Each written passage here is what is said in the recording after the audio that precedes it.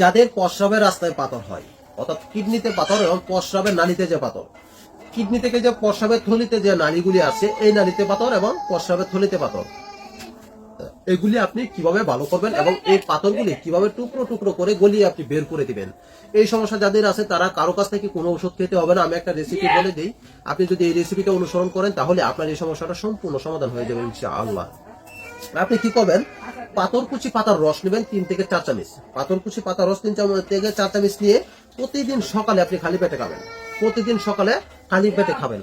তাহলে কি হবে, আপনার যে প্রস্রাবের নালীতে এবং কিডনিতে যে পাথরগুলি আছে এগুলি আস্তে আস্তে টুকরো টুকরো টুকরো টুকরো হয়ে আপনার প্রস্রাবের সাথে বের হয়ে যাবে। এবং যদি আপনার প্রস্রাবের সাথে ব্লাড যায়, প্রস্রাবের সাথে যদি ব্লাড যায় তাহলে 2 চামচ তুলসী পাতার রস, 2 চামচ দুর্বার রস এটির সাথে মিশিয়ে খাবেন। তাহলে প্রস্রাবের সাথে যে ব্লাড যাওয়ার যে প্রবলেমটা আছে এটা সম্পূর্ণ ক্লিয়ার হয়ে যাবে ইনশাআল্লাহ। এবং এর পাশাপাশি আমি আরেকটা আকুপ্রেশারের পয়েন্ট দেখিয়ে দিই।